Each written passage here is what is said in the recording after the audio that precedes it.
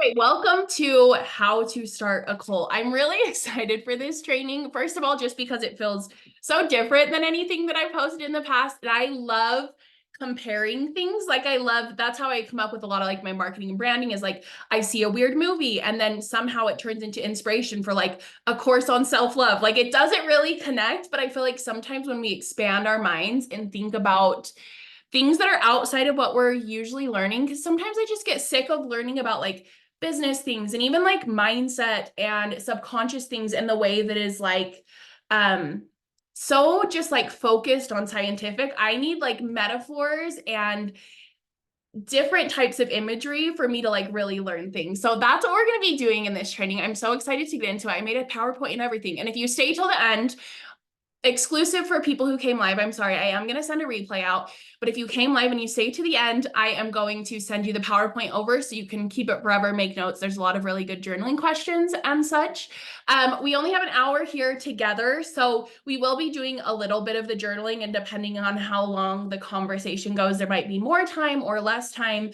But if you've never come to a training with me before, my trainings are very workshopy. Like I'm somebody who has a really hard time with things as far as like just sitting and listening to someone lecture. My attention span can't take that. And also my attention span has a hard time lecturing for an hour. So it's very all over the place. I really appreciate like your participation. It helps me to know where you're coming from and how I can help you more. So I'm super excited. Let me go back and share my screen. Okay. Can everyone see me? Can everyone hear or see my screen? Is the choir music still playing? Hopefully it's not. Let me pull up my chat actually. Oh, someone can't hear. Can most people hear? Can everyone else hear? Oh, you got it. Okay, amazing. Amazing, amazing. Okay, are we all good? Are we all good to get started? Okay, let me see if I can minimize this. I'll keep the chat up. Sometimes it does distract me. I'll make sure, hopefully we'll have time at the end to do questions, and let me add one more person in. So if I don't get your question or your comment or whatever, I'll try to get to it to the end. But let's talk about how to start a cult. So this always takes me a while to like figure out no matter how many Zoom trainings I've done, I always feel like it's my first one when I sit down. Okay, so the first disclaimer, I mean, I feel like I saw everybody's names coming in and I actually know most of you. If you're like actually looking to start a cult, like this is not the space for you. You are not welcome here. We're putting like a energetic protection around the whole space that we're not going to create any like freaky cult leaders here. I honestly feel like they probably wouldn't be on my page, but if you are, I'm like energetically putting that up there. I am curious if the name of this workshop like triggered anything in you, or if you were just immediately excited, because I know I just feel like a lot of us have come from cult like, I mean, not there's more extremes in it, right? Like there's like literally like death cults, and then there's like, oh, this, Christian school I went to was a little culty. And it's such a range and there's so much nuance to it, but I feel like a lot of us are like afraid of that. And this is why I kind of wanted to create this training, is because I think there's a lot of people downplaying their power because they're afraid of starting a cult, or they don't want to seem like they're starting a cult, and they don't want people to think they're being culty or whatever. And like, you're not being culty. So let me get to my next slide. First of all, before we get into that, I just want to invite you were excited because it sounded fun. I mean, I knew my people, I know you guys, and I know that you get the vibes. So I wasn't afraid about it. But I've seen a lot of times like people talking about that, saying like cult like branding is like not okay to say. I mean, not okay. Like who's deciding if it's okay or not? But I've seen so much stuff about that. And so I was just kind of curious to see if it would bug anybody. But I think sometimes if we do things with our whole chest, then it's less irritating. Maybe it probably still irritated some people, but before we get into that, the next 60 minutes, I just want you to play pretend. I know for me, a lot of times in my business, I'm so focused on creating solutions. And I think that's a superpower as a business owner. If you're trying to create solutions, if you're figuring out what's wrong, if you're figuring out what you need from a presentation, if you're like, it's like this kind of like digging energy, which is amazing. But I kind of want us to more have this energy of curiosity around it and be like, I'm just going to fully go into this experience without trying to see if it's true or not true. I hope there's going to be kind of this energy of like non-dualism in this, where it's like everything is everything. Everything is a cult, nothing is a cult. And I want us just to play for the next 60 minutes. After this, you can be like, that was the stupidest thing I ever went on, or that was the weirdest thing I ever went on. But for the next 60 minutes, let's just like explore together and see what comes up. So first of all, I want to tell you my intentions, and I actually would love for you to share an intention with me that you have for coming to this training. So the first one is I really want to help you gain clarity on who you're wanting to attract. And I talk about this a lot, and I think it's an important thing to constantly be asking yourself. I try with my business, like literally every single day before I post, to tune into who I'm trying to talk to with that content, because it's so easy to accidentally be talking to the wrong person and start attracting all types of people like that. So that's the first thing. The second thing is I say help you learn how to attract them, but I kind of want to start you. I want to get your mind spinning on different ways you could attract them than what you're used to. Like, I'm not going to sit here and tell you show up on Instagram and post consistently. I'm a big believer in consistency, but it's also because I know that the more we do something, the more results it's going to create. Like, I'm such a logical, math-minded person. And so I know that like numbers, like the more you multiply a number, it just gets exponential at some point. And so I know that, but I'm not going to talk about that. I feel like all of us know that consistency is probably going to help our business, but that's not even the thing that we're going to touch on. I'm going to get you starting to experiment so you can create ways that consistency feels fun, that you're not having to force it. And you're not even having to think about like, how many times a day do I want to post on Instagram, or should I show up on this platform? You're just doing it because it's what you want to do. And there's a lot of power in focusing on something just because you want to do it. We're going to get into talking a little bit about like beliefs in this. I mean, we're talking about branding, but you know, it's all tied together. There's so many different things that come into this. But we're going to talk a little bit about beliefs. But one of the biggest things that has helped me in finding my like truth, my personal truth, is focusing on what I want to believe, focusing on the customers I want to attract, focusing on what my customers want instead of what my customers need. And there's this element of scarcity to need that I don't love. Like, I don't love the element of scarcity that comes with it. And so when I focus on just like want, and instead of having to prove myself, like, is this true? Is this not true? Life's way more fun when I believe in astrology. Life's way more fun when I believe in manifesting. Life's like, I look at these things like, what do I want to be true? And I believe in that just for the sake of my own existence to feel fun, which is like a priority to me. Okay, the next one is ridding yourself of doubt so you can start building your empire. And I kind of touched on this a little. We'll touch on it a little bit more. But realizing that doubt that comes up, we can get rid of it. It's just a feeling. It's not something that you have to get to the bottom of and figure out every single experience when you doubted yourself. We're just going to really tap into that feeling and let ourselves feel it for a bit and then say goodbye to it. And then last of all, I'm going to tell you about Million Dollar Brand Academy. And I want to tell you this up front because I just like to be like open with everything that I'm doing. The door is closed for that on Sunday. I'll tell you a little bit more about it at the end. I'm actually going to break apart like a sales pitch and how I've set up the whole thing based on like cult-like principles. It's going to be really fun. So a little, I almost said warning, but like an exciting, an exciting sales pitch coming up about Million Dollar Brand Academy that you'll want to stick around for. And then, like I said, at the very end, I will send you the link. Please don't let me forget. I'm trying to do a 4-day work week with my team. And so they're off today. And there's so many things already that I'm like, I forgot to put on my ring light. I can tell by like the lighting. I have realized that I might forget some things, so I'm hoping not. There was a time that I did a training and the entire time I was talking about a giveaway I was going to do at the end. And then I just like started talking about it and I just was like, okay, like my mind does not function in a straight way. Okay, let me admit a couple more people and then we'll move on to the next one. Let me check in the chat. I feel like I am drawn to cult-like groups and activities, but it just gets a bad rap. People are just afraid of being in community. Yeah, and I think there is parts, like, there is real things to cults, right? And we're going to talk a little bit about that and how to make sure that we're not doing those things and how to realize, like, yes, I'm not doing those things. And that goes to show that, like, you're not building a cult because none of these things are even, like, in your realm of awareness. But I also think people really desire community, but they're afraid of betraying themselves in the way that either they've seen people betray themselves in cults and, like, lose connection with themselves, or they don't want to be wrong again. I know that's a really big thing for me when I've shifted my beliefs is I have this, like, fear now that I always have to be right about what I'm believing because I don't want to look like an idiot for shifting my beliefs. 3 years in the future, I might be, like, on a farm being like, I hate all material goods. Like, I don't know, but all I know is right now what I believe and what I want to believe, and I'm gonna stick with that.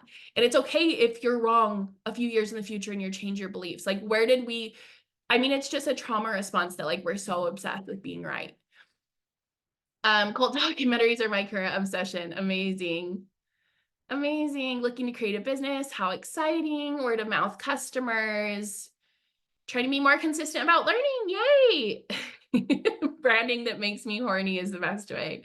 So good. Amazing clarity. Exciting vibes. I love all this. Okay, great. Okay.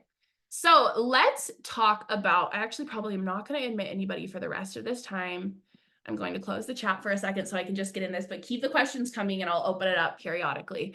Let's talk about why do people join cults? And I'd love to know if you feel like some things here that aren't listed. These were the biggest ones as I was thinking about it and kind of researching that came up. These are like the positive ones that I was like, yeah, all of this makes sense. So a desire to feel seen, a desire to belong, like a need for belonging. They want leadership of some kind. And this is where I notice there can be a lot of, like, fear over just, like, calling yourself a leader or showing up as an expert in something. So it's like, I know there's a big movement and, like, listen to yourself and trust your intuition. And, like, I completely agree, obviously. And also, I've worked with people sometimes where they're so resistant to learning and learning the way that they could grow their business that it actually holds them back. And they think they're listening to themselves or listening to their intuition, but they're actually, like, listening to their fear or listening to their stories or whatever the thing is.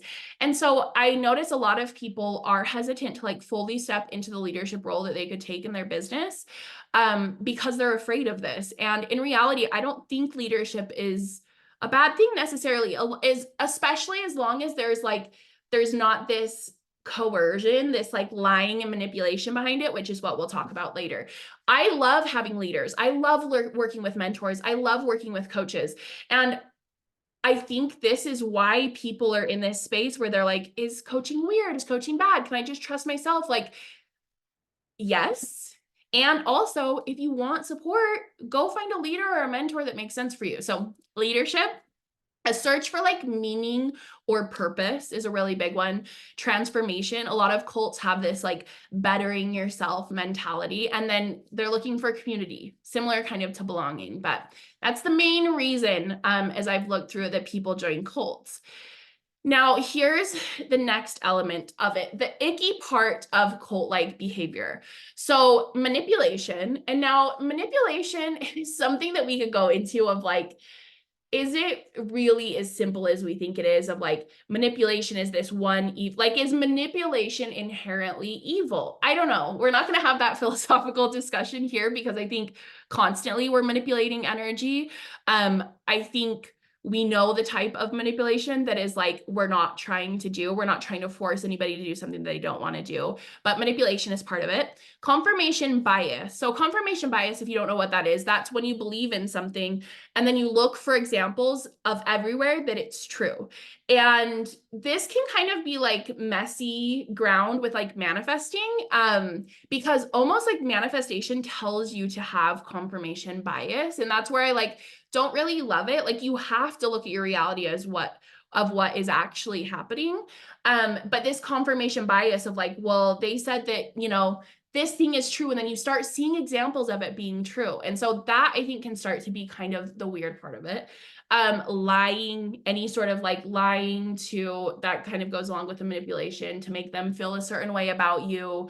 Again, this idea that we have to fake it till we make it, as far as like, being confident in what we're doing. Yes, a little bit of it. Like, it's hard because imposter syndrome only happens to people who really want to be good at what they're doing, right? And so part of that is like faking that you're good at what you're doing, but it's not faking that you're good at that you're good at it. It's faking that you're confident in what you do. You know you're good at what you do behind the scenes.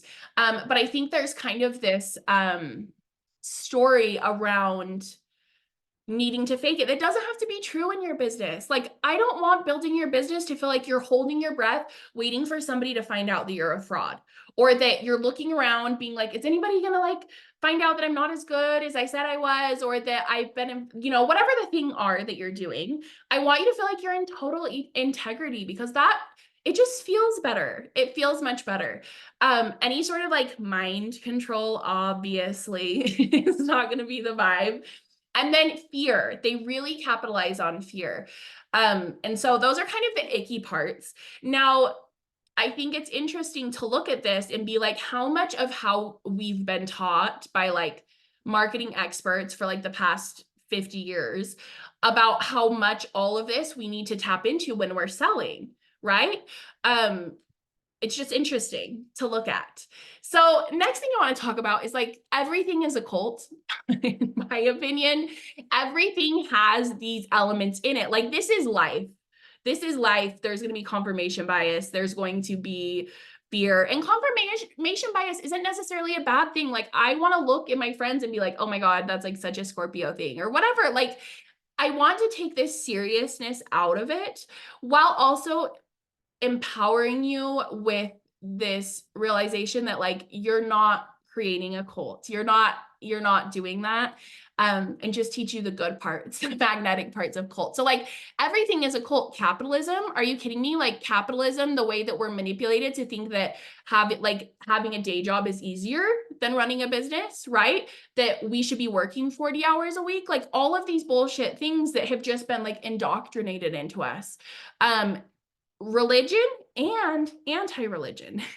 I saw this really good post that was talking about how atheism is just the same as like, it's the same type of cult as religion. I think of people who I know who are like very intense atheists, and they talk in the same way that they used to when they were in a religion about hating on people who are now in the religion. So it's just interesting. It's like, it's all mirroring everything. So yeah, that's just, we're getting into the philosophy behind it all. I also have my goblet full of Diet Coke. That's like essential cult behavior. So your fear of accidentally starting a cult is holding you back. The people who actually want to start a controlling cult, they're not afraid to start a cult. They're doing it on purpose. Maybe there's times where people get power and they don't know how to deal with it, and it magnifies like the shadow they already had inside. But most of the time when people are starting a cult like that, they know what they're doing. So I looked up on ChatGPT, can you give me the steps to starting a cult? Which, this is so funny because you remember when it used to be a thing, like when you were giving like a presentation in class and you would always like look up the definition of like, what's the definition of cult? And then you would like read it off. I feel like my new way of doing that is like asking ChatGPT something. So I just thought this was really interesting in a lot of different ways. First thing is, I love that ChatGPT has morals, I guess, and it's trained online, and so it's picked up those morals from online. So I just love the beginning paragraph. I want to emphasize that it's unethical and potentially harmful to manipulate and exploit others in this way. Like, I was like, okay, morals. But what I really liked about this is noticing how much of this was really good advice. Develop a vision, identify a target audience. Now, of course, if you read into this, you can see where stuff gets a little jacked up. Consider their demographics, psychographics, and any vulnerabilities they may have. That's where things go off the rails. But I think it's interesting to look at the way that we're taught to sell. And a lot of times we're taught in that way. They might not say it in that exact type of way, but they're like, what are people desperate for? What do they need? And of course, some of that is still, I think, a great strategy. I mean, it's a great strategy, but just maybe a little bit out of integrity. But some of that can be a really good strategy to like think about what your customer needs and wants. But when there's this energy behind it to like convince them of something, that's when it feels weird to me. So anyways, ignore the ignore the like little like weird parts of it. We're just gonna look at it as a whole. Establishing charismatic leadership, just stepping into your leader energy. And charisma to me is unapologetically being yourself. I've been around people who are like the weirdest, most like awkward people. And they feel so charismatic to me because they're not trying to be something other than what they are. And so being like an authentic leader, creating community, offering an answer and solution to the problems they're facing, using persuasion tactics. This is where it gets a little foggy. That we don't love. Controlling information, do not love. Establishing rituals and routines, love. Maintaining control, don't love. Expanding and institutionalizing. Now, I don't really know what institutionalizing means, actually, now that I'm saying this out loud, but I just read expand and I was like, love. So we're going to break down some of these steps and how you can use them in your business, and how you can use them to gain clarity, and then how you can make sure you're not accidentally doing controlling information or using weird persuasion tactics or anything like that. Okay, sound good? Drop an emoji if you're ready to dive into all of that. They all just want to belong. Yeah, everybody wants to belong. That's a human, that is like an innate, that's a survival tactic, is to belong. And so remembering that everybody wants that in their own way. Something to believe in. Yeah, totally. Okay, amazing. Okay, let's get started. We're going to do some anti-cult safety protocols first. So the first thing is trusting yourself. Trusting yourself is always going to result in more ease in your business. And the more you really get clear on who you are and get clear on the parts of your personality that you maybe are afraid to look at. So this could be called shadow work. This could be called, I don't know, it's basically shadow work. I don't know what else we could call it. You can learn what parts of yourself you're wanting to trust, because there's your fear self, there's your higher self. I mean, if you want to believe in that, there's your future self, your past self, your inner child self, your wounded self. There's all these versions of you. And so you might get used to trusting like the wounded version of yourself. Is that the version you want to keep trusting? Because that's who you're going to keep showing up as if you keep trusting that version of yourself. So I like to tap into trusting I don't know, I feel like I have a version of me that she's just like, she's not a future self. She's maybe more like a higher self, but she's very neutral. She's not like trying to like, she just has a very neutral energy around anything. And so that's who I'm tapping into when I trust myself. Trusting your audience. This is a really big one. I notice a lot of people showing up and kind of having these controlling tactics with the people that they're working with because they don't trust them. They don't trust them to get the experience out of their products. They don't trust them to pay their payment plans. They don't trust them to buy their products and like them. Like there's this disconnect of trust with your audience that can result in you feeling like you have to control every step of their process. You have to control how they find you, and you have to control, and it's just exhausting for one. Like it's really exhausting and it's just not the best energy. So trusting your audience, being open to other beliefs. So as I talked about me believing in the things that I want to believe in, there's definitely things that I'm like, I don't really know quite yet what I believe in that thing. Like, I don't know where I stand. I'm still trying to figure it out. I may never figure it out. Those things, I'm not showing up and teaching about those things. Those things aren't a part of my brand. I'm not showing up and talking about those things because I'm still figuring it out on my own. I'm still figuring out what I believe about that.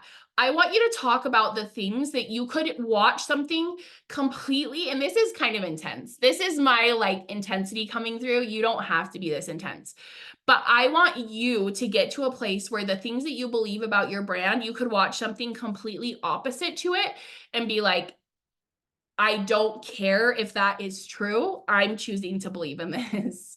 I mean, that's confirmation bias in a way, but that's where I'm at with like the things that I believe and the things that I don't believe. I know that the other thing could be true, but I'm choosing this because I want to choose this. Okay. And then another thing is really getting clear on your moral code.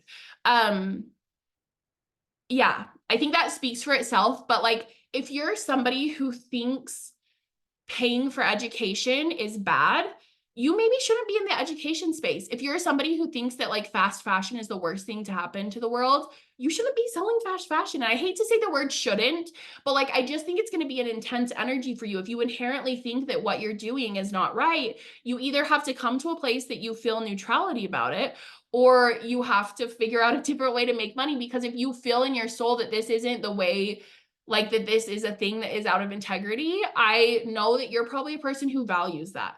And so just something to either rework your feelings around, rework your processes around. Like maybe you're somebody who really values free education. So maybe your goal is going to be more long-term to build a really big platform where you're able to get ads, but the content is still free. That's going to be a much long-term game, but maybe that's where you come at with it. But all of that to say, establishing your moral code and realizing like what's important to you, what you believe in, etc. Okay, and then the last one is never trying to convince someone of something, including yourself. If we're constantly going around trying to tell ourselves like, yeah, I can do this. Yeah, I got, and that's, okay, hold on, let me think.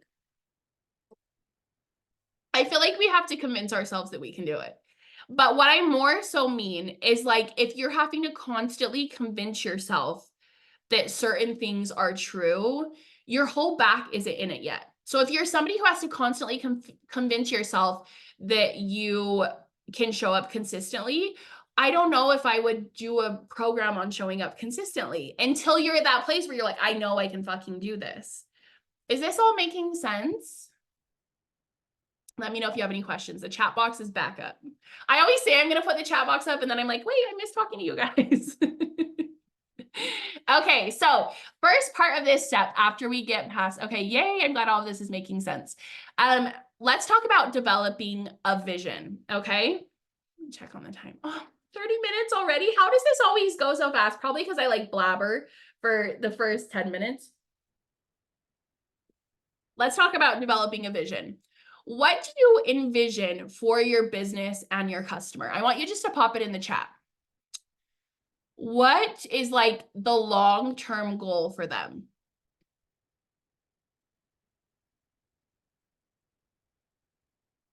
Do you have a vision? Is that something you need to get clear on? And remember, with answers to these questions, first of all, we're just playing around and seeing what comes up. Second of all, you can always change these. I know sometimes with branding, it can feel really intimidating because it's like this, this energy around like, I decide it and I can't change it. And that's not true at all. You could say something today and then change it tomorrow. That's the way we decide what feels good in our brand. Okay, let's see some of these ones that are coming in. Household name, liberation from all the cults. I love that. Ironic and also not ironic, makes perfect sense. Oneness with themselves and everyone, relatable apparel, living in intentionality. Love all of these so much. Okay, now I want you to literally like envision. So for example, liberation from all of the cults. I'll use that as an example. I want you to like write a story, and you don't have to do this right now. This is homework, but of your dream person, describe a scene to them. Use all of the senses. Like we really want to capture them with this possibility of what's possible. And I want to remind you that when you're doing this in integrity, when you're showing up and building a brand that you know you're good at what you do, you know you believe in your product, Selling with your whole chest is a service because your person wants what you have. I can't tell you how many times, and I say this all the time, but I can't tell you how many times I've seen somebody's retreat when they were on it. And I'm like, I didn't even know this was something I could sign up for because they barely talked about it. And so as you're doing these things, remembering that selling to your person, showing up and explaining what you see as possible for them, that is a service. That we're not trying to convince somebody this is for them. That's when it gets into murky waters, but you're just telling them what you can see for them. So for example, with the cult one, I feel like that's a funny one to use for example for this. Talk about like them waking up in the morning, them getting a text from a family member who is a part of something they don't believe in. Write this cuter. I'm just saying out ideas. But they look at the text and they just kind of laugh. They put their phone to the side. They go have their morning routine. They flip on the TV and they see that somebody is talking, you know, they flipped onto the wrong news channel. They look at it and they write some notes down of something they want to email their list to about later, and they move on because they're not letting these things consume their life, not letting they're letting their experiences be something that they can use for good. So like, can you see how I'm getting more specific with it and describing that exact situation? Courtney says, well-rested bitches that make fuck tons of money. I love that so much. That's another great one for an example. Talk about like waking up in the middle of the night, looking at your phone, you receive payment notifications, you have clients waiting to hear from you in Voxer, but you have your boundaries set and you know you're going to make yourself the perfect breakfast before you get into that. And I'm starting with all of them with waking up, but obviously you can do any time of day. And think about what time of day is your brand. Like if we really want to get into the branding elements of it, is your brand more a morning brand, an evening brand? We'll talk about that later when we talk about routines. Okay, so developing a vision, first part of the set. Next one, who are you talking to? Like I said, I've talked about this so much. This can shift, this can change, but I really want you to focus on the person who is buying for you. I think sometimes we get a little aspirational with this and we're like, I want to work with the person who has 2 million followers, and that's amazing. And those people are going to fall in your lap. That those types of people come through long term less often than like the regular everyday customers. So funny to say like a person with a lot of followers is like, but we do that. We hierarchize like people based on followers, based on amount of money they're making. And so I really don't want you to think about like how many followers they have. I don't want you to think about how much money they're making. I don't want you to think about any of that. I want you to think about the person who's looking up to you as a leader. And we're going to talk about this a little bit in the next one. But sorry, I have to take my drink slips like while I'm talking since we're not doing a ton of journaling like we normally do. Focus on, who are the people who have already bought from you? Who are the people who follow you, who respond to your messages, who have bought your goods in the past or expressed interest? Can you find a common thread behind those people? A lot of times it's maybe different than we expect. And a lot of times it's people who are going through similar things that we've already been through. There's just that mirror going on. And I think it's because you're equipped to be able to handle that because you've been through those things. So you can think about this as the version of you 5 years ago, 10 years ago, depending on where you want to help people on their journey. But I think really having this clarity about who you're talking to. Do you guys feel like you have clarity on who you're talking to? Do you need to chat through it? Who's the person that you're talking to? Share it in the chat. I got my itchy like nose going on again. My drug addict nose. Whenever I like start doing anything, I need to call it something different. Like maybe like cute little like rabbit scrunchy nose. Oh, thanks, Jaleesa. You're the best. You 5 years ago, love. That's one of the easy ones to do, is just focusing on you 5 years ago. I struggle with this topic so much because I go back and forth on whether I want to niche down or not. I just want to work with dope ass women. That's a niche. That's a niche.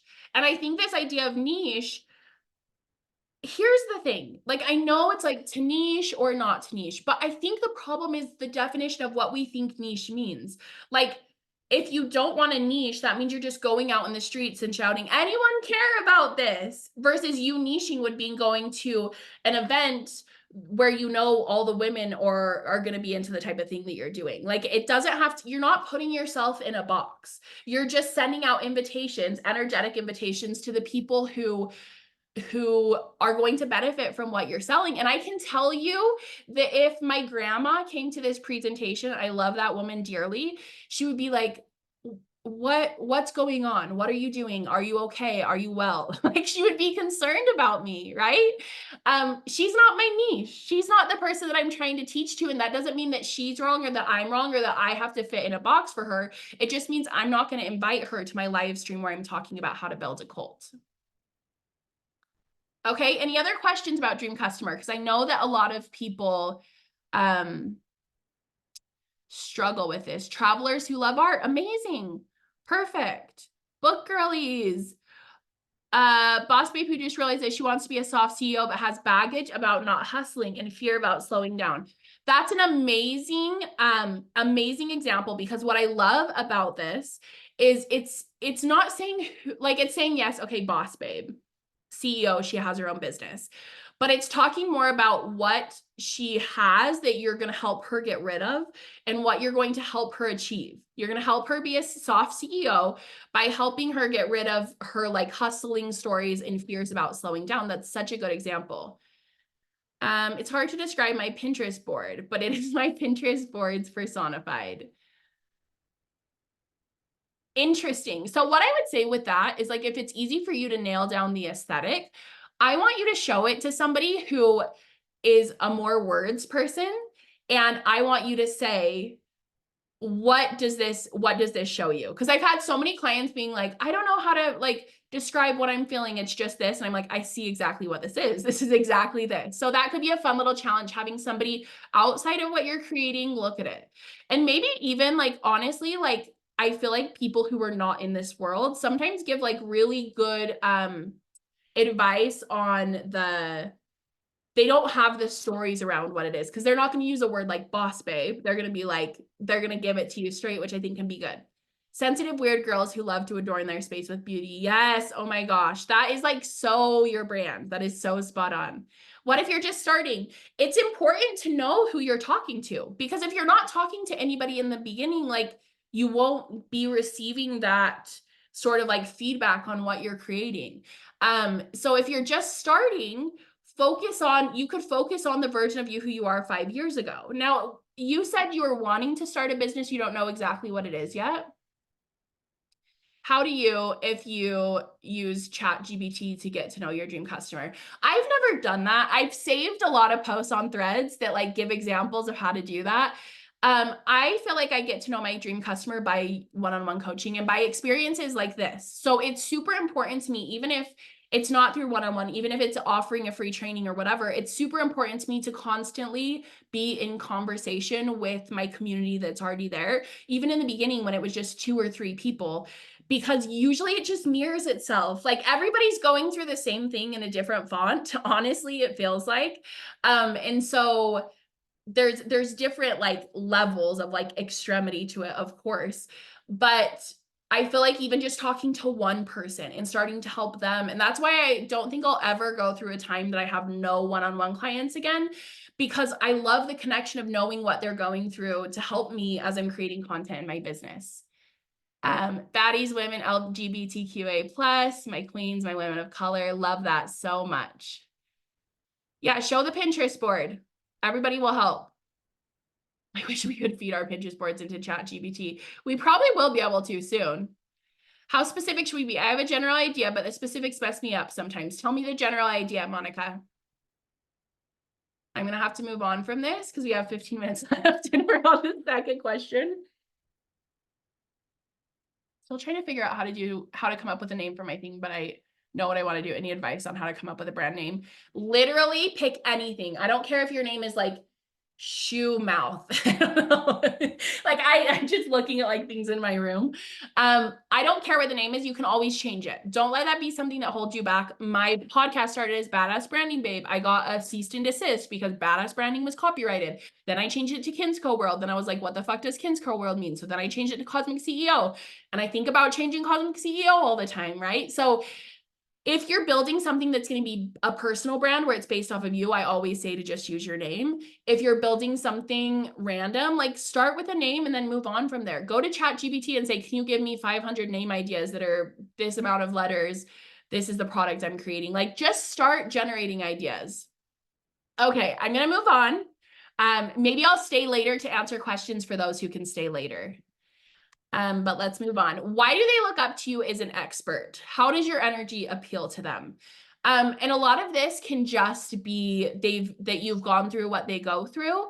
But something that can feel hard with that is when we're only focused on talking to the past version of us, there's certain innate skills that we don't even realize are skills because they've always come so natural to us. So for example, for me, it's like sometimes something that holds me back, my obsession with individualism and like doing exactly what I want. Sometimes it hinders me, but that thing, I never even think about helping the past version of me with that because this has just been something that's always innate to me. But so many clients come to me and they're like, I'm like paralyzed by this idea of showing up online and letting people see me and see the real me. And so I had to learn that part of the people who were looking up to me, it wasn't something that I had to learn through trial and error. It actually is just something about who I am. I don't know why I was born this way, but I was. And so part of this process is looking at your innate gifts and realizing that part of the people who are looking up to you because they don't have those gifts, those things that feel super easy for you. It might not come easy for them. It expands them in some way. And so how does your energy appeal to them? And I want to say this isn't only relating to service-based entrepreneurs. If you're wanting to sell a product, there's a part of your product, whatever problem it solves, why are they excited about solving that problem? Why are they excited about you helping them solve that problem? Okay. Oh, I also wanted to talk about one thing here. So with looking up like leadership energy and building a cult-like brand, them looking up to you as an expert, I'm a big believer that you don't have to do things in any way except the exact way that you want to do them. Like if you don't want to have your face be part of your brand, you don't have to be your face. But I do think that having you be a present element of your brand is going to make this cult-like energy easier because they can connect your brand with a face. This doesn't mean you have to show up and talk to the camera every single day. Like I don't care. Do what you feel like you're most magnetic at. But them being able to connect your product with a face is going to create that deeper connection to it. And it's just going to create a little bit more stability for your brand moving forward. If you end up transitioning, people know you for you, not because of the product that you're selling. So I always like there to be a personal element to any sort of brand. I'm definitely a fan of that. It's how I built my business. It's how most of my clients have built their businesses, but also a lot of clients don't. I have clients who have like very rarely showed their face with their brand, or their audience doesn't even know that they're the CEO. And that also works fine, but it's just going to be a little bit of a different relationship. They're going to look at your product as the leader, which is just a different energy to hold. It's not right or wrong, but I do want to say, if you've been wondering, like, should I show my face or not? I do think it's worth having some sort of personal connection there. How does your community connect? So this is as simple as having them talk in your comment section, and you have to train people, which that's where I'm like, is that manipulation? I don't know. That's not my job to decide. But I always like to remind myself that I have to train people to show up and talk in my comments, to communicate with each other, to make connections with each other. And there's so many different ways that you can do this.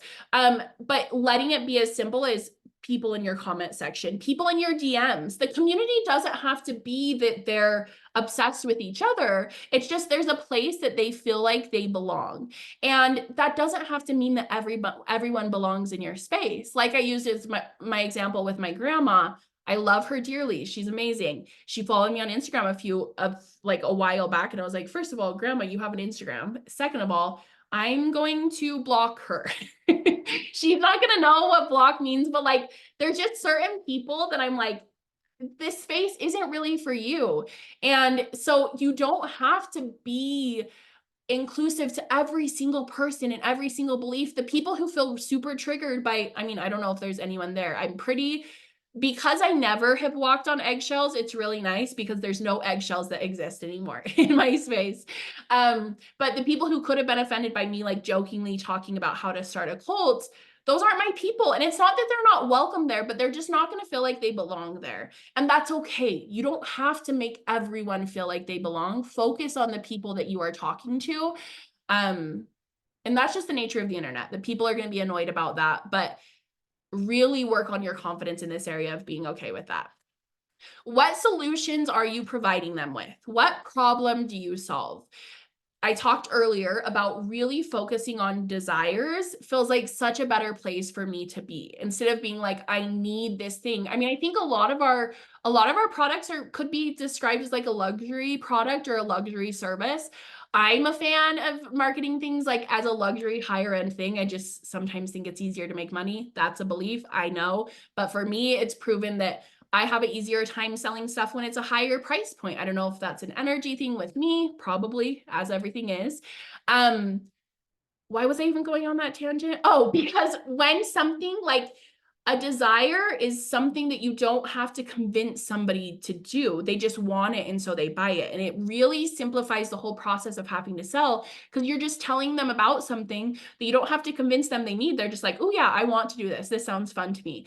And it's a lot easier of a customer base to work with, in my opinion. Okay, so to talk about the other side of things, how have you been showing up like you need to convince your customer? I'm actually going to ask you guys to type some in. Oh, thank you, Monica. That's one of her favorite things about me is that I don't walk on eggshells. And the polarity of it is that's probably a lot of people's least favorite thing about me. The people who wish that I would walk on eggshells a little bit more, maybe be a little bit more respectful. Okay, I would love to hear this one. How have you been showing up like you need to convince your audience? Do you feel like you've gotten over this? Do you feel like you've been hiding because you're afraid of convincing them? Something that I noticed with myself is with pricing. So like I would always say like, so for example, $1 Million Brand Academy is, I've sold it from $29.97 to $34.97 has been the price that I've gone back and forth on. And the 97 I always did because the oh my gosh, did you guys hear that? That was like the biggest thunder, scared me. What was I talking about? Pricing psychology.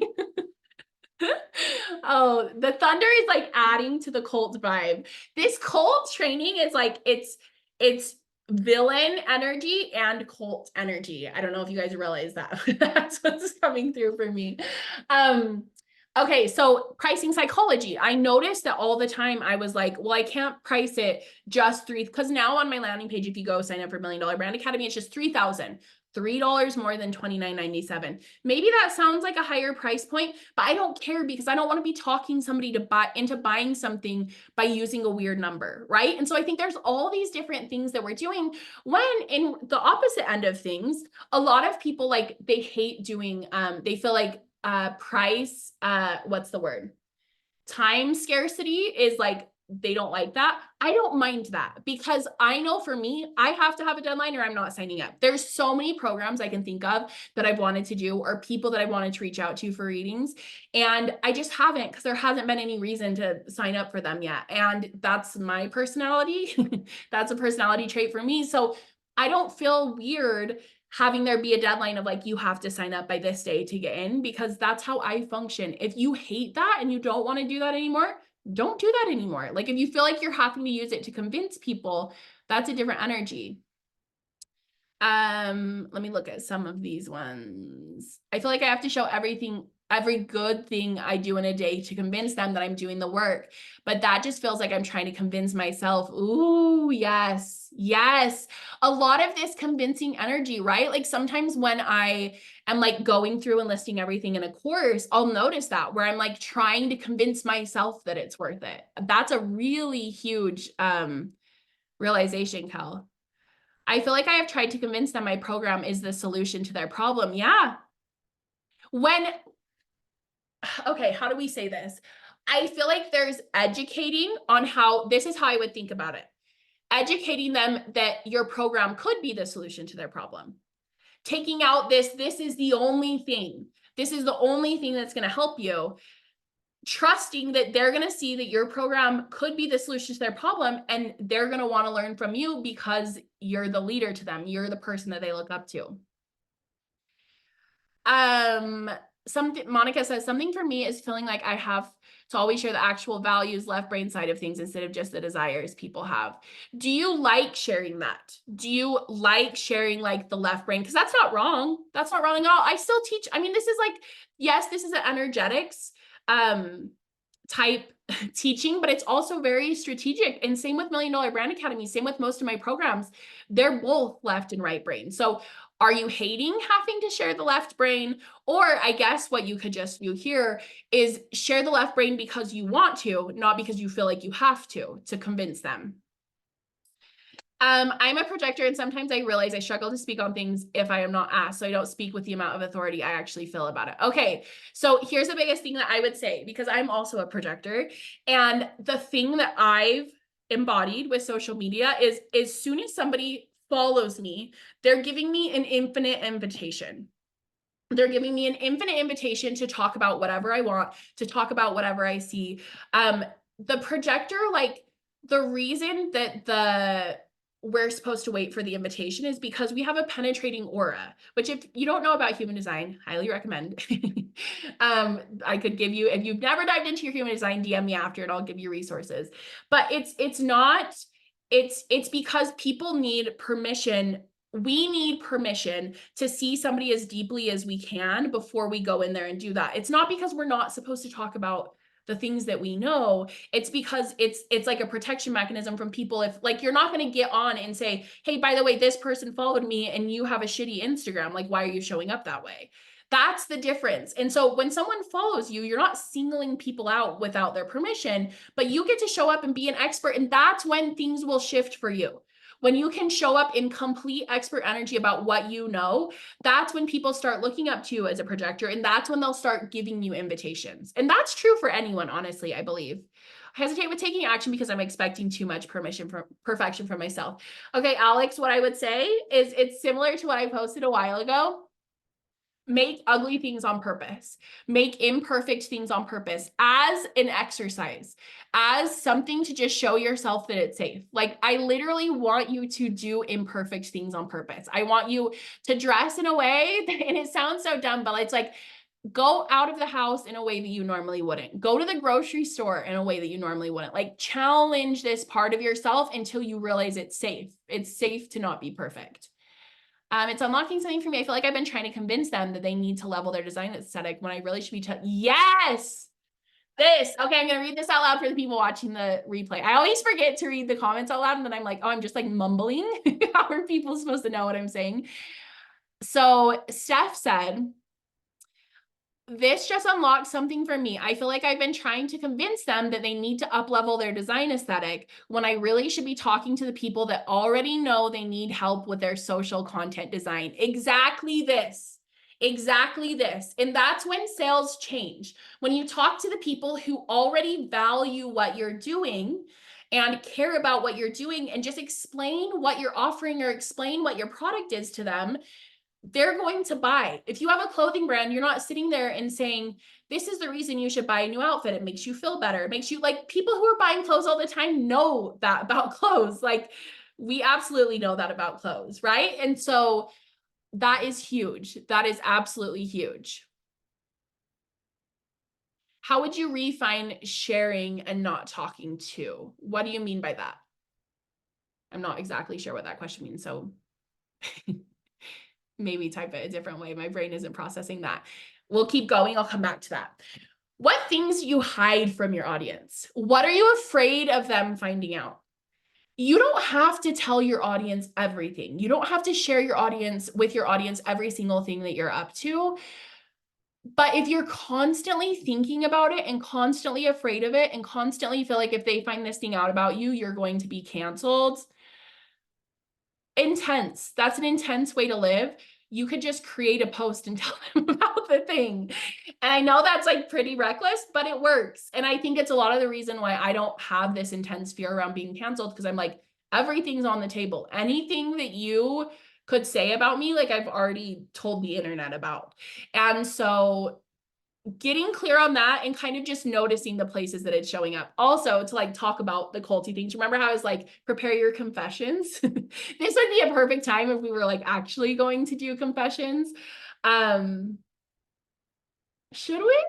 Should we like do in the question box? I literally wasn't planning on doing this, but I'm like, it might be good. Does anybody have, if you have something you need to get off your chest that you're embarrassed about and you just want to get it off your chest, please type it in the chat box. This is a safe space.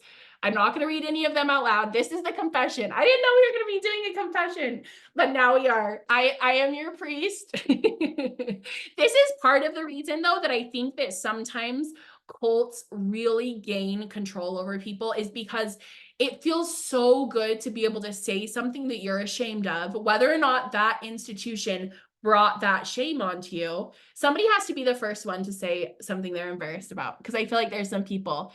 I'm 2 years into my business and I just hit my first 5K month. That to me, this is the interesting thing. I'm sorry I said that out loud. The rest I'm not saying out loud.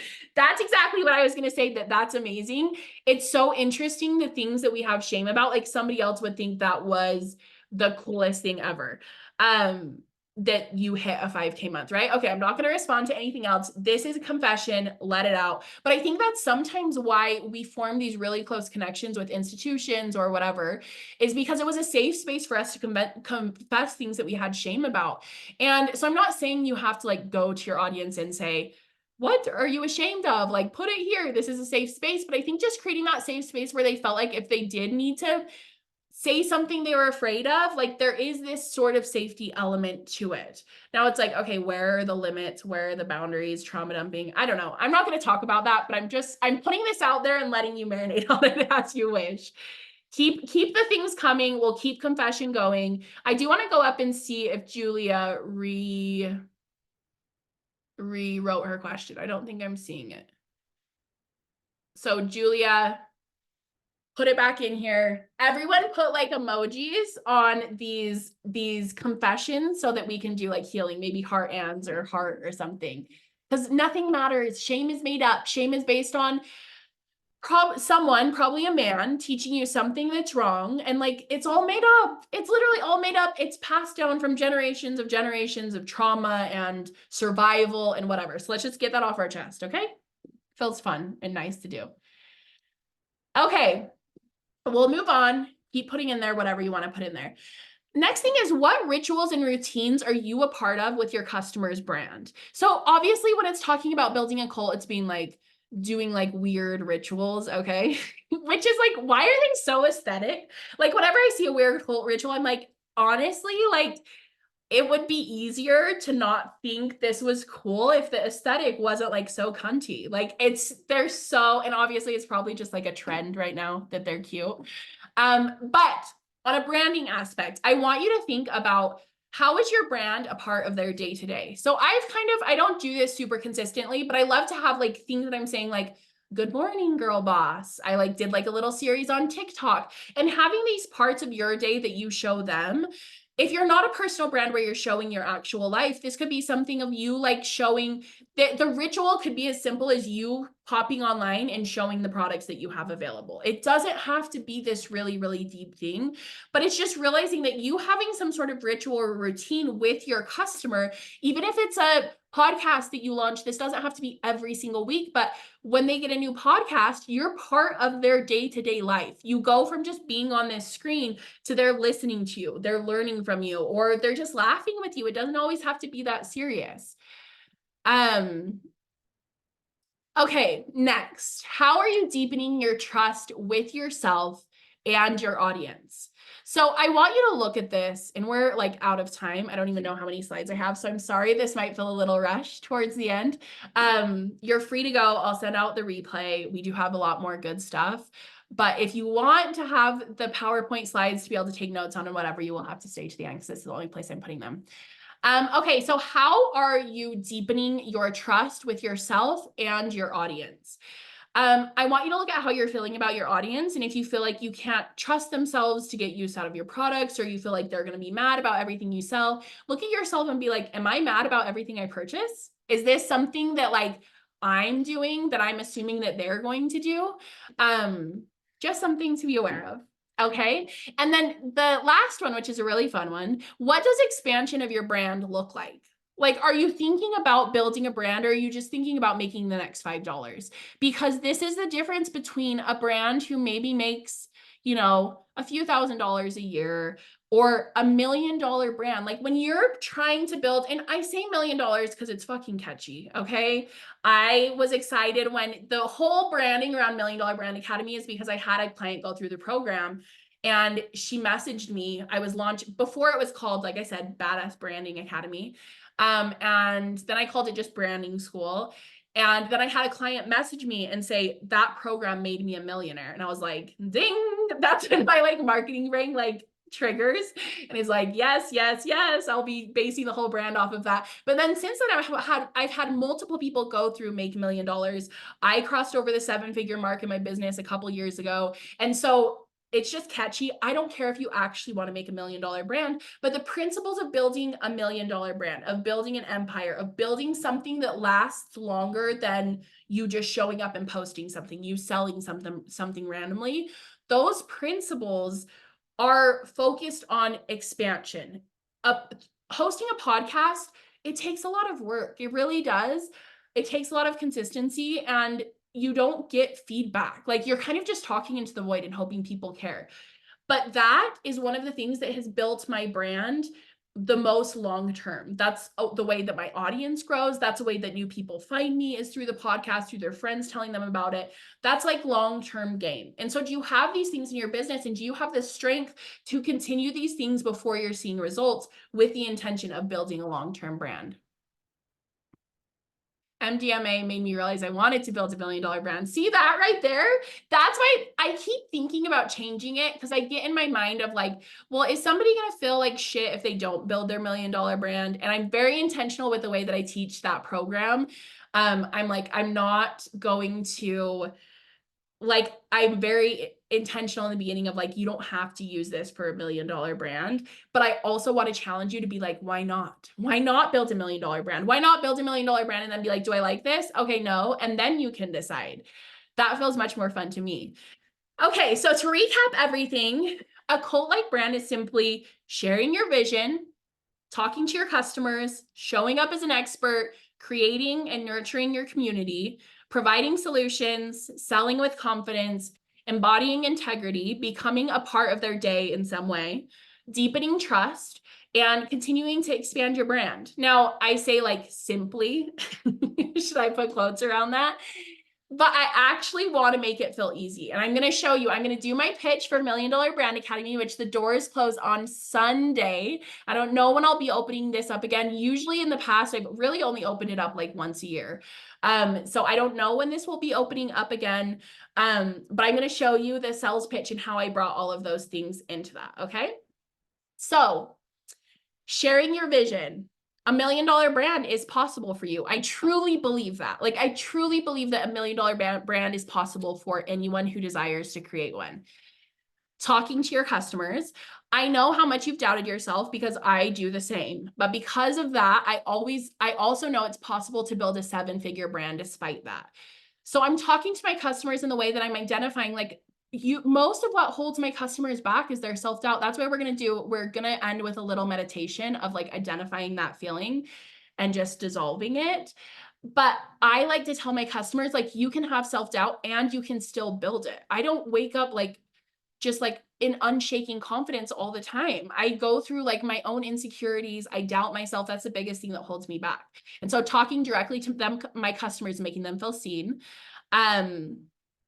Showing up as an expert, part of that is me saying, I do the same. But because of that, I also know it's possible to build a 7-figure brand. So I'm saying, I've built a 7-figure brand. This is what I know is possible. That establishes me as the expert.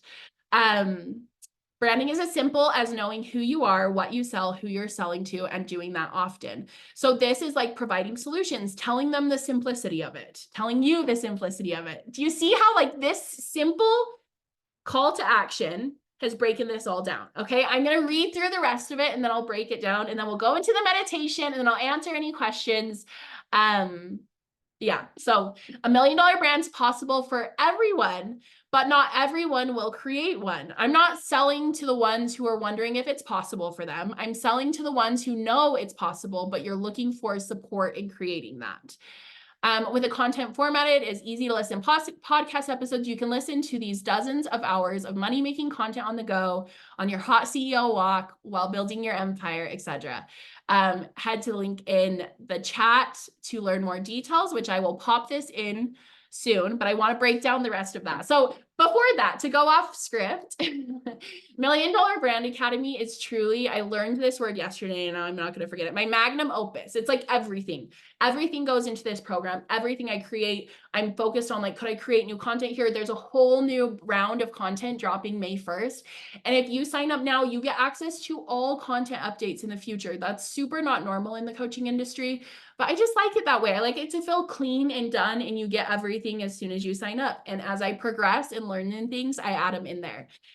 So I would love to have you in there. I would love to answer any questions that you have. Let me actually pop up. I think it's probably paused now, but I'm going to pop this to share it. And I'm also going to share the link to the, where am I? Okay. Am I back? I'm going to share the link to $1 Million Brand Academy, which you can find out more details there. And then I'm also going to share the link to the PowerPoint so you can download that there. And I'm going to break this down and then we're going to go into a little meditation to call our energy back, to dissolve doubt, and then I will stick around and answer any questions that you guys have. So creating community, I'm talking to the ones who are, I'm not talking to the ones who are wondering if it's possible for them. I'm selling to the ones who know it's possible. As soon as you read that, it's like you're belonging to a group of people who know it's possible, to create $1 million brand. Selling with confidence, is just me. Hi. Embodying integrity. I'm also saying $1 million brand is possible for everyone, but not everyone will create one. I'm just being honest there. I'm sharing the honest truth of not everyone's going to create $1 million brand. That's the truth. That's the reality that I do believe in. Becoming part of their day. Talking about the content being formatted as podcast episodes that you can bring with you in your day. Defining or deepening trust. Kind of just that element of it's possible for everyone, but not everyone will create one. That's part of the vibe. And then also part of this selling is going to happen on the landing page because there's a lot of content over there too. And then expanding your brand. Part of expanding your brand is creating outsourced elements that do part of your job for you. So the link in the chat is going to tell you everything that's included. I recorded that once and talked about all of that once, so I can send you there, not to try to convince you, but so that I don't have to give the same sales pitch like 30 times to every single person who DMs me, right? So that's a type of outsourcing. Okay, so that's that. You don't have to do all of those things in one post, okay? Obviously, maybe not obviously, but I just want to show you that it's possible actually to do it all in one post. And even if you were like, okay, I'm going to do 4 of these things on my post, if you're going to keep the list next to you, maybe you screenshot it, keep the list next to you, as you're creating content, and you try to hit those things as you're talking to your audience. Okay, so let's do a little meditation, okay? And then, like I said, we'll answer questions, but I just want you to get comfortable, shake out the jitters, maybe smile, like if you've just been sitting there with like RBF, I mean, I feel you. That's how I like am with every training. That's why I always keep my video off when I go to other people's trainings. Also, I'm sorry, my dog is barking. Can you hear him? Hold on, I'm gonna yell. Don't judge me. I have to for him to take me seriously.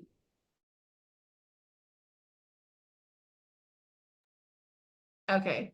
I don't want him barking during the meditation. That's it. They're barking because it's noon and noon is their lunchtime. I knew this was going to happen if I went over. They're like my alarm clock. Okay. Shake out your shoulders, close your eyes, and just start by noticing your breath. We're not even going to try to deepen our breath. Just start noticing it, the natural rise and fall of your belly and chest.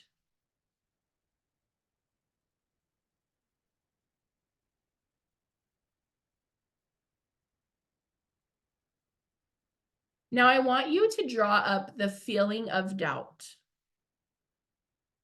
Maybe it just comes up immediately, or maybe you need to think of an experience in which you doubted yourself, but I want you to like bring it like right into your body in a place that you can feel it. It will show up in different places of your body.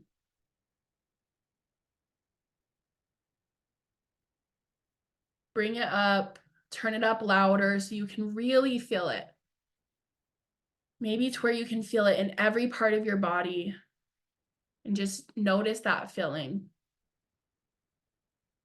That feeling of doubt, of not being good enough, just not enough in all the areas. Now I want you to assign like some sort of abstract image to this feeling. Your subconscious will give you the right one. There's no like right or wrong answer. Your subconscious knows, even if it's as simple as like a black square.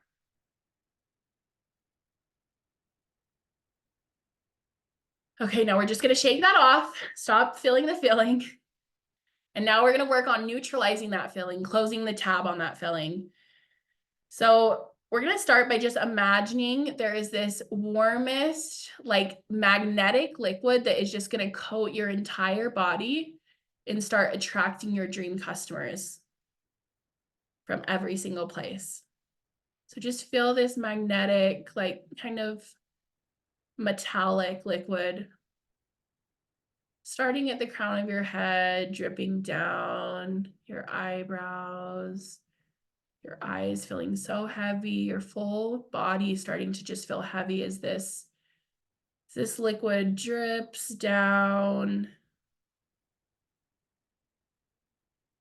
And it's creating this protection, this shield from the outside world, but it's also kind of creating this safe space internally so that we can contain this energy of doubt and fully rid it from our body.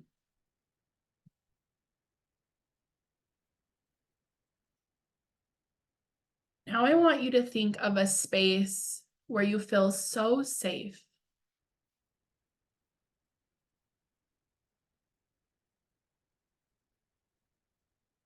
This could be a real space, an imaginary space.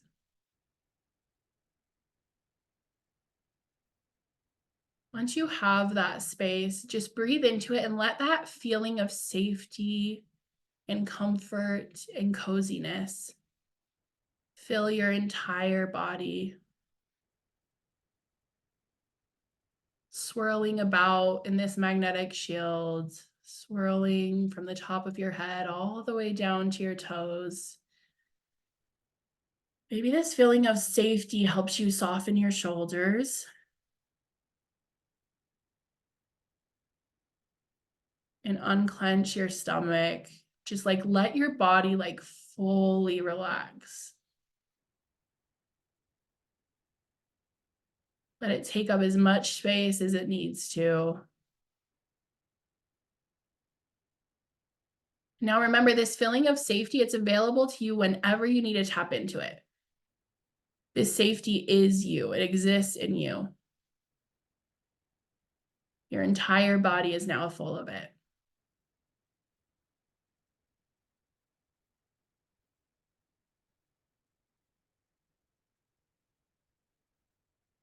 Now, on your next exhale, you're going to bring the most recent moment in which you felt really proud of yourself.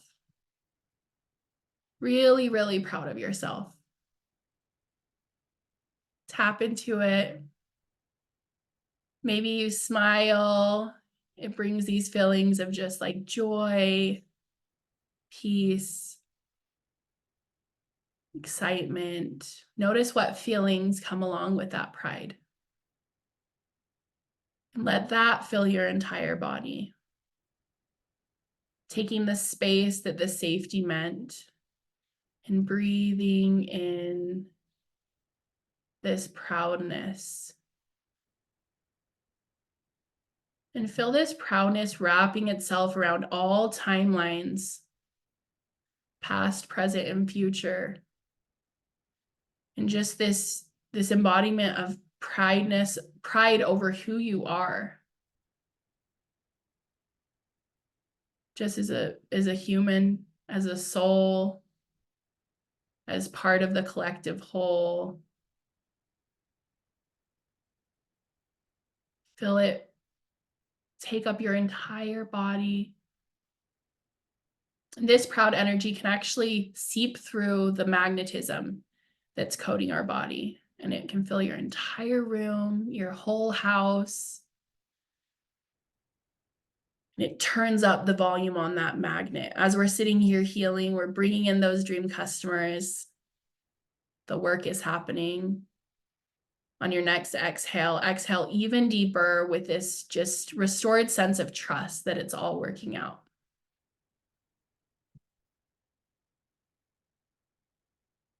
Okay, now take a deep inhale, and on the exhale, we're going to head to the most recent time you felt doubt, that you doubted yourself. So take a deep inhale. Exhale, bring up that feeling. Let yourself sit with it. Don't run from it. It's not scary. You're good. You're here. You're safe. You're proud of yourself. You're just bringing up this time you experienced an emotion of doubt, that it just kind of came in through your body. It eventually left your body. Just notice how fleeting those feelings can be. How in the moment it can feel so serious, and then it's just gone. We're going to tap into that feeling. And we're going to breathe in that energy of safety deep into that feeling. That just feeling of comfort. And notice how that feeling of doubt, needing to prove anything, this needing energy of needing to be something else or needing to be better, as we breathe into that, the doubt just softens with this safe, cozy energy. And as that doubt softens, you'll notice it turn into something else. It could be something you're proud of. It could be a different trait that is really a superpower, or it could be something abstract. If you're not a super visualizer, just tap into the feelings that arise and let yourself sit with those, with this trust that you're safe to feel these. So get curious about what that doubt turned into.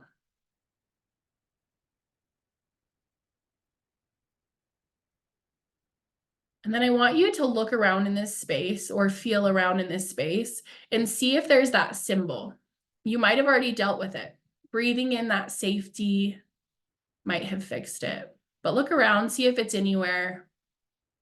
See if you can call it back, because we're really going to be sending doubt to a different area. See if you can call this image back of this symbol and bring up any last remaining element, any last remaining bit of this doubt. And we're just going to breathe in this pink, like sparkly, magical, twinkly energy that we're going to name the energy of love. And this unconditional love for yourself. Despite feeling doubt, remind yourself that you unconditionally love and accept yourself. And place your hands on your heart in this 3D space. And tap into that energy of doubt, sending love, and just in your mind over and over, I unconditionally love and accept myself. Feel your body soften deeper. And as your body softens, that magnetic outer layer is going to soften as well. It's going to turn into that beautiful magnetic heart energy. You don't have that shell around you anymore. You have this level of protection, but it's this self-respect energy. It doesn't necessarily repel anything that you're not wanting, but when the things come that you're not interested in interacting with, it's almost like you don't even notice them because you're so in on the things that you're loving to do. You're so devoted to yourself, to your desires. Breathe that love energy into any area of your body that feels tight. Just make sure all of that doubt, all of that symbol, all of that feeling is gone. You can shake out your arms, almost feel that energy like leaving through your fingertips. Shake out your body, feel the last of that dust just leaving your body and just disintegrating into love. It turns into like little sparkles around us. And let's take one more deep breath in and out. Big exhale through your mouth. One more deep breath in and out. Exhale. Okay, when you're ready, you can blink, open your eyes. Thank you for doing that with me, you guys. I'm going to stop the share. I'm going to open the chat, see if we have any questions. Will I open up my graphic design course again? Maybe. If you message me, I'll give you the link for it right now because I don't think I'll open it for a really long time. So that can be a bonus for you. I'm actually going to stop the recording right now, but thank you guys for coming. Thank you for listening to the recording, and let me know if you have any questions over on DMs.